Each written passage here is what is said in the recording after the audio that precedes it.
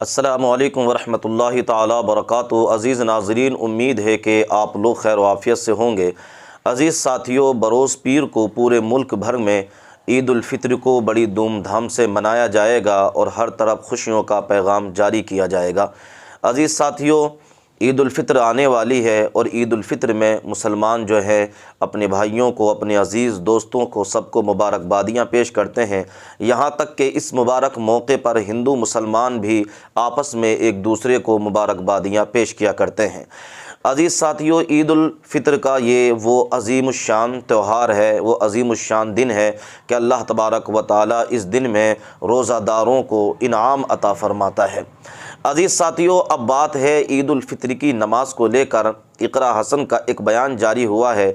इक़रा हसन ने जो है, जब एंकर ने उनसे सवाल किया तो इक़रा हसन ने कुछ इस तरीके से कहा है कि जब देश भर में होली और दिवाली सड़कों पर मनाई जाती है तो फिर नमाज ईद उल फ़ित्र या ईद की नमाज़ सड़कों पर अदा क्यों नहीं की जा सकती, सड़कों पर क्यों नहीं पढ़ी जा सकती, या छतों पर नमाज क्यों नहीं पढ़ी जा सकती। अज़ीज़ साथियों, तो इक़रा हसन का ऐसा ही बयान सामने आ रहा है क्योंकि ईद का जो त्यौहार होता है ये किसी को तकलीफ़ देने के लिए नहीं, किसी को परेशानी में डालने के लिए नहीं आया है, बल्कि ये मोहब्बत का पैगाम देने के लिए आया है। जैसे होली और दिवाली में जब सड़कों पर जो है गैर मुस्लिम लोग, हिंदू लोग अपना त्यौहार मनाते हैं तो किसी को कोई भी आपत्ति या किसी को कोई भी तकलीफ़ नहीं होती है, ऐसे ही ईद उल फ़ित्र की नमाज़ को लेकर भी किसी को कोई तकलीफ़ नहीं होनी चाहिए।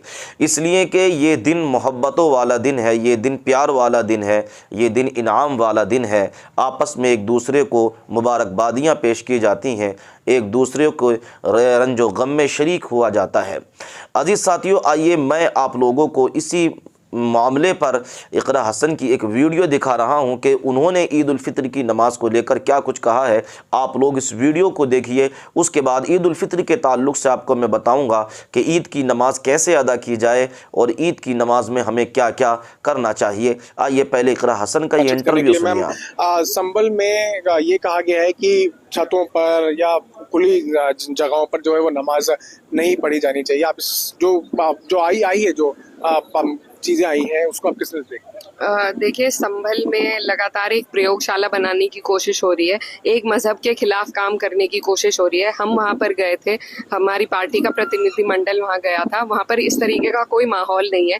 सिर्फ वहाँ के जो प्रशासनिक अधिकारी हैं वो इस तरह के माहौल को बना कर रखना चाहते हैं। तो और किसी को अधिकार नहीं है ये बताने का कि मैं अपनी छत पे क्या करूँ। तो ये बिल्कुल ही इलीगल, अनकॉन्स्टिट्यूशनल बातें जो वहाँ के अधिकारी कह रहे हैं, और एक बायस टोन से जो बात वो कह रहे हैं, मुझे लगता है सबसे पहले तो उन्हें हटा के उनकी बेहतर ट्रेनिंग की जाए ताकि उन्हें पता लगे कि उनके जो जॉब प्रोटोकॉल है उसमें क्या सब आता है। वो एक प्रशासनिक अधिकारी है, एक राजनेता नहीं है, लेकिन लगातार उनके बयान एक नेता की तरह आ रहे हैं। और रही बात नमाज को सार्वजनिक तौर से रोकने की, तो ये जो सरकार है ये लगातार इस देश के फैब्रिक को तोड़ने का काम कर रही है। यहाँ पर कौन सा ऐसा मजहब है, कौन सा ऐसा त्योहार है जो सड़क पे नहीं मनता। आप होली की बात कर लीजिए, आप कावड़ यात्रा की बात कर लीजिए, हमें किसी से आपत्ति नहीं है, बल्कि सब लोग अकोमोडेट करते हैं, सम्मान करते हैं। कावड़ शिविर कई मुसलमान लगाते हैं जब कावड़ी हमारे क्षेत्र से निकलते हैं, तो सब एक दूसरे के मजहब का, ट्रेडिशन का सम्मान करते हैं। नमाज से भी लोगों को आपत्ति नहीं है। ये सरकार जबरदस्ती अपनी राजनीतिक रोटियां सेकने के लिए इस तरह की बातें ला रही है। और मैं कहना चाहती हूँ केंद्र सरकार को, जो सौगातें मोदी बांट रहे हैं मुसलमानों को, उन्हें मैं कहना चाहती हूँ कि वो पहले अपनी उत्तर प्रदेश की सरकार को नसीहत करे कि वो किस तरीके से नफरत के बीज बो रहे हैं। ये कैसी सौगातें मोदी है, ऐसा हमें दिखावा नहीं चाहिए। हमें हमारे हक और अधिकार चाहिए जो लगातार ये सरकारें छीनने की कोशिश कर रही हैं। आने वाला है, और लेकिन एक बड़ी बात जो है टीडीपी ने कही है, जो एनडीए लाई है, उन्होंने ये कहा है कि वो मुस्लिम समाज के साथ हैं और उनकी वक्फ की प्रॉपर्टीज को वो सेव करेंगे। आप चाहेंगे कि वो कुछ स्टैंड लें? बिल्कुल, देखिए, हम we welcome everybody who wants to support us, और हम चाहते हैं, क्योंकि ये पूरा जो देश है, लगातार जो एक व्यवस्था इस देश में चलती आ रही है उसको नहीं तोड़ना चाहिए। उससे कई लोगों का मन आहत होता है। और जिस तरीके से वक्फ की प्रॉपर्टी पे कब्जा करने के लिए अगर ये बिल एक सही इंटेंशन से लाया जाता तो पहले कम्युनिटी के जो लीडर्स थे उनको कॉन्फिडेंस में लिया जाता, उनके सजेशंस लिए जाते। लेकिन ऊपर से थोपी जा रही है एक चीज जिसमें आपके सारे अधिकार छीन कर एक डीएम को दिया जा रहा है, तो ये बहुत अनुचित है। हर मजहब को इस देश में अधिकार है अपनी संस्थाएं संस्थाएं चलाने का, और किसी की संस्था में किसी और मजहब का कोई हस्तक्षेप नहीं होता टीडीपी सरकार का हिस्सा है, उनको आप क्या कहना चाहिए? मैं उनसे आग्रह करना चाहूंगी कि ये देश का मुसलमान उनकी तरफ देख रहा है कि वो एक सही कदम उठाएं, क्योंकि हिस्ट्री हमेशा उन्हें याद रखेगी अगर वो सही के साथ होंगे। तो मैं उनसे एक मार्मिक अपील करना चाहूंगी कि इस देश का मुसलमान उनकी तरफ देख रहा है कि उनके अधिकारों के लिए साथियों, आप लड़ाई लोगों ने लड़ने इकरा हसन का ये इंटरव्यू समाप्त कर लिया होगा। इकरा हसन ने कुछ इस अंदाज में आपके सामने बात रखी कि ईद उल फित्र की नमाज को लेकर किसी को तकलीफ़ नहीं होनी चाहिए। अगर मुसलमान सड़कों पर नमाज़ पढ़ें तो इस पर आपत्ति नहीं होनी चाहिए, इसलिए कि हिंदू लोग भी जो है दिवाली सड़कों पर मनाते हैं, होली सड़कों पर मनाते हैं।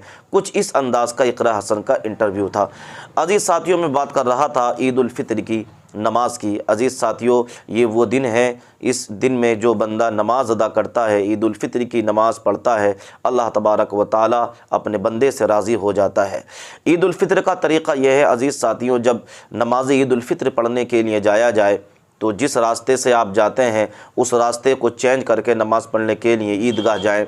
और दूसरी बात यह है कि ईद उल फित्र के दिन अच्छे कपड़े पहनना, खुशबू लगाना, एक दूसरे को मुबारकबादियाँ पेश करना और मीठा खाकर जो है नमाज ईद उल फित्र के लिए जाना, ये सुन्नत तरीक़ा है। अज़ीज़ साथियों, ईद उल फित्र का दिन बड़ा ही बरकत वाला है, बड़ा ही अच्छा है। ईद उल फित्र का दिन हर मुसलमान को अल्लाह तबारक व ताला इस दिन की बरकतें अता फ़रमाए। अज़ीज़ साथियों, अब रमज़ानुल मुक़द्दस का महीना हमसे गुज़र रहा है, ये अपनी मंजिलों की तरफ पहुँच चुका है। बस आखिरी ही टाइम है इस महीने के गुज़रने का। पता नहीं अगली बार ज़िंदगी में ये माह मुक़द्दस किसको नसीब हो या किसको नसीब ना हो, किसकी ज़िंदगी की सांसें रहें, किसकी ज़िंदगी की सांसें नहीं रहें। अज़ीज़ साथियों, अल्लाह ताला ने अपने फ़ज़ल से अपने हबीब मुकर्रम के सदक़े में ये माह मुक़द्दस हमें और आपको अता फ़रमाया था। अब ये माह मुक़द्दस जा रहा है, अगले साल ये ज़रूर आएगा, मगर कौन रहे कौन ना रहे इसका कोई भी किसी को पता नहीं है, अल्लाह बेहतर जानता है।